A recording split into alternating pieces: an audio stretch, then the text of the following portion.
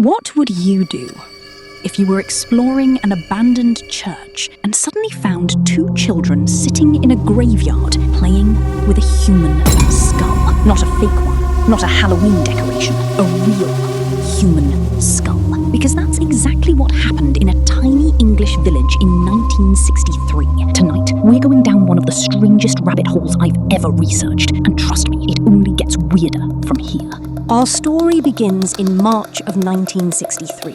A brutal winter had just ended. For months, heavy snow had isolated an abandoned church known as Old St. Mary's. The building had been left to rot, its roof was gone, its walls were crumbling, and most people avoided it completely. But one Saturday afternoon, a local couple decided to visit the graveyard beside the church to pay respects to their relatives. Nothing unusual, just another quiet afternoon. At least that's what they thought. As they walked through the graveyard, they heard laughter, children laughing, which immediately seemed strange. Nobody came up here, especially not children. Curious, they followed the sound around the side of the church, and that's when they saw them. Two boys sitting on the ground. They appeared completely relaxed, completely normal, but something about the scene felt wrong. The boys were focused on an object, but the object wasn't a toy. It was a human skull. A real one. The boys had been passing it back and forth like it was nothing. At that moment, nobody realized they had just uncovered a mystery that would terrify an entire region. The boys insisted they hadn't dug up a grave. They claimed they found the skull inside the church.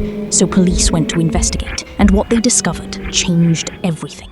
Inside the ruined church stood an iron spike. Mounted on that spike was another human skull. Around it were bones, chicken feathers, dark stains that looked suspiciously like blood, and strange symbols painted on the walls.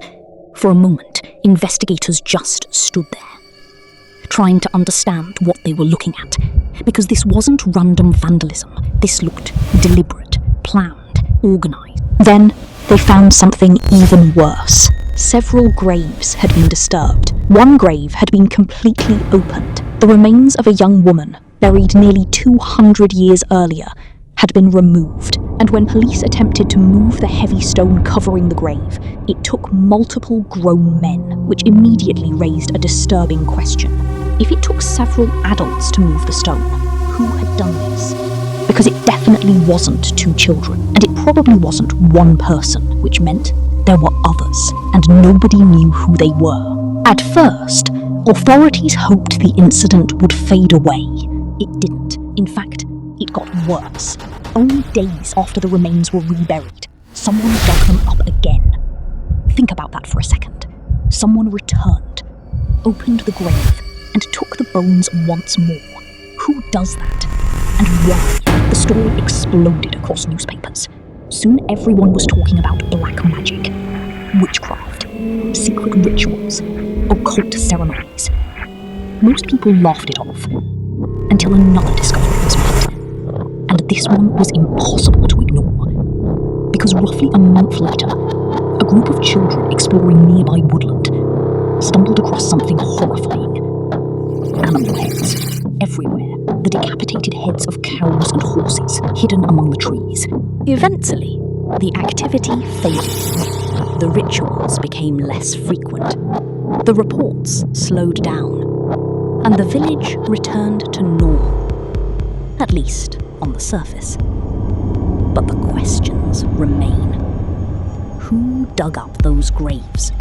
Who arranged the bones? Who mutilated the animals? Why did it continue for years? And why did it suddenly stop? Some believe it was nothing more than thrill seekers and pranksters. Others believe a genuine occult group operated in the area. And a few people think something far stranger happened. Something that can't be explained away. Personally, I think the most disturbing part of this story isn't the skulls or the rituals. It's the fact that someone was clearly there. Someone organized. Someone determined.